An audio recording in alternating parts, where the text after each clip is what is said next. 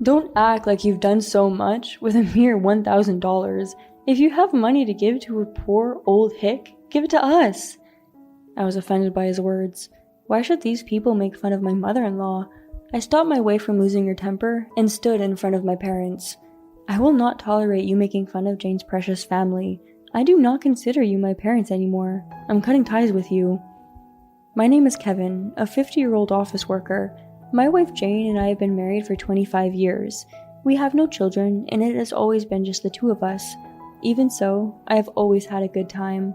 My wife is kind and loving. She always accepts my selfishness and takes very good care of me. That's why I'm still in love and happy even after 25 years. What should we do for our 25th wedding anniversary? Do you want to go on a trip somewhere nearby? My wife asked me one day. I'd love to go on a trip to a hot spring or something. Do you want to splurge on a nice room? Yeah, but I still have to send money, so let's just go with a place that's in our reach. Oh, I see. We were basically living a happy life, but we still had a problem. That was my parents. I had been sending money to my parents since I got married. They were what you might call toxic parents. I was raised by my parents who denied me from the beginning. I have a very talented older brother, Jack, who is 1 year older than me, and I was always compared to him. Why are you so stupid? Unlike your brother, you really are a failure. My brother, who saw his own brother being rejected like that every day, would join my parents. Seriously, I'm ashamed to have a brother like you. I'll look like an idiot if I walk around with you, so stay away from me. I was excluded from the family like that and felt lonely every day. I began to think that the reason they didn't accept me was because I really was a failure. Why should I cook your food? I'd rather spend your high school tuition money on Jack, but it would affect Jack's impression if his brother hadn't graduated from high school. That's why I'm sending you to high school. You should be grateful. That was how my parents forced me to thank them every day. By that time, their brainwashing was already complete, and I had become obsessed with the need to thank them. Later, after I graduated from high school, I got a job and became an office worker. My wife was surprised to hear this, but after I started working, my parents forced me to put money into the house every month from my salary, and the amount was $1,000 every month, so I wanted to leave home as soon as I got a job, but I couldn't leave because I couldn't save up at all, and even though they were taking money from me like that, my parents would not cook my meals, or they would go on family trips or go to fancy restaurants without me. My wife and I met 6 years after I started working. She was a new employee who had just graduated from college. At that time, she had the impression that I was a reliable and kind boss. She said that seeing me with the lunchbox I brought every day, it seemed like I was a perfect person who was good at housework and cooking. I became attracted to her, and we eventually started dating. By that time, I had been promoted and was able to live on my own for the time being while sending money home. So my wife had no idea that I was in such a situation. She didn't feel that I spent much money on clothes or other fashionable things, and the room I lived in seemed to have a low rent, so she thought I just wasn't interested in spending much money. Then she proposed to me a year after we started dating. That's how much she loved me. Such a kind and wonderful person will probably never appear again. She intuitively felt that way and unexpectedly reverse proposed to me. I was very surprised, but then I looked a little troubled. She looked anxious all at once. She seemed to think that I might not have been thinking about marriage, so I told her for the first time about the money I was sending and how my family had treated me so badly. I really love you, Jane, but if you marry me like this, you will be unhappy. I don't want to see you in pain. With these words, I tearfully told her that I could not marry her, but that was no reason for her to give up on our marriage. It's up to me to decide whether I will be unhappy or not. Don't judge me, and don't embarrass me by refusing to marry a woman who just proposed, she said jokingly, so I said, okay, I'm sorry, and accepted her proposal.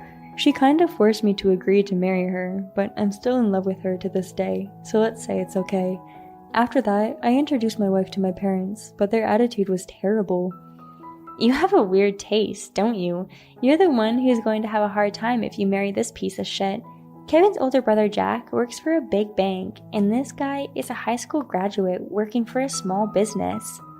I thought it was rare for parents to belittle their own son so much. My parents then quickly cut the conversation short by saying that they were fine with it if they could send money to them as a proper repayment.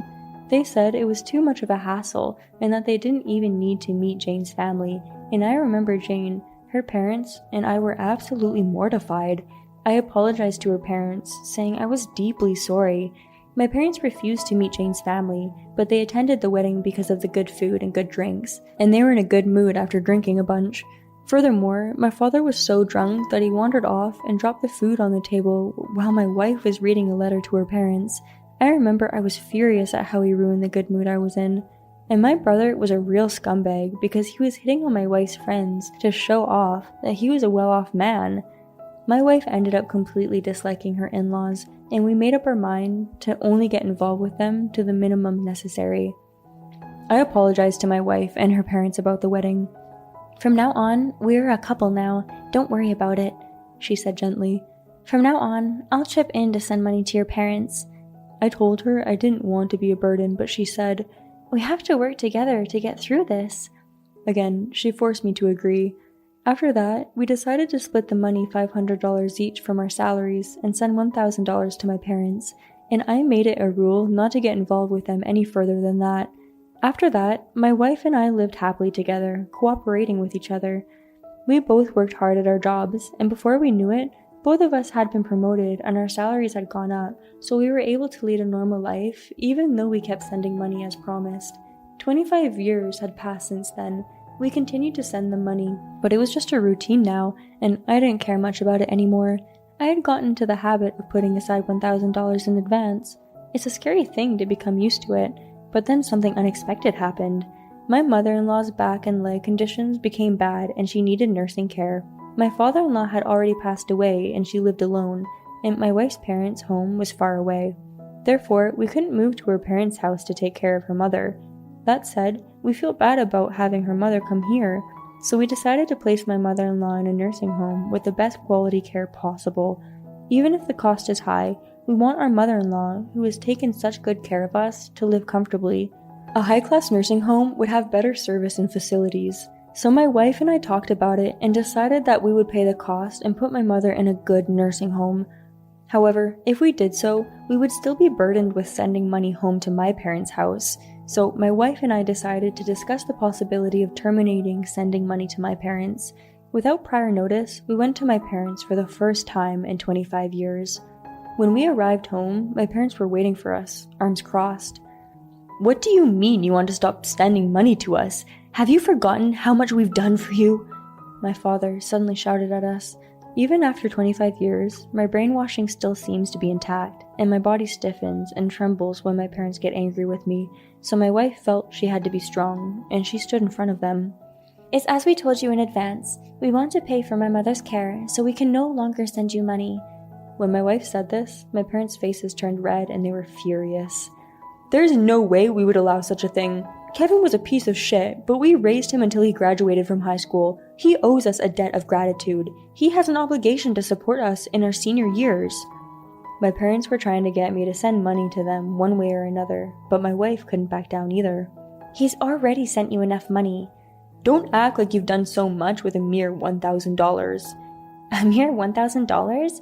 What are you saying? We have already sent you a total of $300,000 in the 25 years since we got married. My husband has been sending money to you guys for the 7 years before we got married too. So the total is $384,000. We have paid enough for you to buy a house. How corrupt can you be to abuse him, who has done so much for you, and then you ask for more money?" "Don't treat me like I'm begging for money. Don't think you've repaid everything we've done for you with $400,000. It's not enough. If you are a wife, you should take better care of your husband's family. It's a waste of money to give it to your mother. If you have money to give to a poor old hick, give it to us." I was offended by his words. Why should these people make fun of my mother-in-law? I stopped my wife from losing her temper and stood in front of my parents. "I will not tolerate you making fun of Jane's precious family. I do not consider you my parents anymore. If you're going to beg for money, why not beg that brilliant brother? I'm cutting ties with you. I'll stop sending money to you from now on." "What? You think you're allowed to talk to us like that, you piece of shit?" "That's right. Don't you dare talk to us like that." "Shut up. Who is it that relies on that piece of shit for money? You should realize that you are the ones who are shitty parents. My brother was raised by you, but as soon as he started working for a big bank and got married, he cut you out of his life and lost touch with you. The truth is, when you can no longer get money from me, you have no one to turn to, right? How do you know that? There's a guy I went to middle school with who works at the same place as Jack. He told me that one time, when Jack was drunk, he said to him, "My parents were very strong and gave me everything I wanted, so I took advantage of them as much as I could and cut them off. Well, I guess those idiots don't know that I cut them off, though. He told me he said something like this. I can't believe Jack would say that we're idiots." That means you've been cut off by both of your sons now. Well then, we're going. With that, I pulled my wife by the hand and left my parents. My parents froze, their faces blue. "Jane, I'm really sorry for everything I put you through." "Well, you've finally been able to break it off. I think you're free from brainwashing now." Of course, I intend to stay with my wife for life, but it is still great that I was able to break off the relationship with my parents. We went home and once again thanked her for choosing me, but then, a month later, for some reason, my parents contacted my wife. "You forgot to send us money this month." "What? Why haven't you sent us $1,000 this month?" I was so disgusted. How could he be so obstinate? "We told you that we had already stopped sending you money. My husband also cut off the relationship between you and him. We don't want anything to do with you." "Don't be silly. We can't make a living without your money." "What do you mean? We've sent you nearly $400,000 in total, and you're having a hard time?" "Just give us the money." My parents seemed to not understand anything my wife was saying, so I took over the phone. "If you are so short of money, why don't you ask Jack for help? I'll tell you the branch where he works." With that, I gave them the name and address of the branch where my brother worked, then I hung up the phone. "Let's change our phone numbers," I said as soon as I hung up, and since I didn't want them storming into my house, we decided to move. Apparently, my parents had gotten into debt because they had to pay for my brother's tuition and buy him everything he wanted, so they started asking for money from me every month, but they couldn't stop themselves from spending the money on luxuries, and the debt repayment fell into arrears. So now, they are in a debt-ridden state, paying it back little by little from their pension. So they seem to be quite poor, so they immediately ran to the bank branch I had told them about and went to rely on my brother. He was so flustered that his parents suddenly came to ask for money that he hit his father, which became a police matter and led to his arrest. He was fired from the bank, his wife divorced him, and now he is unemployed and has to pay child support. So in the end, everyone in my family is in debt except me. They deserved it, and to be honest, it's a really nice feeling. On the other hand, we were able to put my mother-in-law in a high-quality nursing home without any problems. My wife and I bought a new apartment and are now living a very comfortable, happy life. I hope that my wife and I will continue to support each other and be a loving couple forever. They were lousy parents. How did Kevin grow up to be a wonderful person in such a situation? I am so glad that all of the people in his family had fallen. I hope Kevin and his wife continue to be a happy couple for a long time to come. Thank you for watching. How did you like today's story? Please subscribe to our channel. See you in the next story.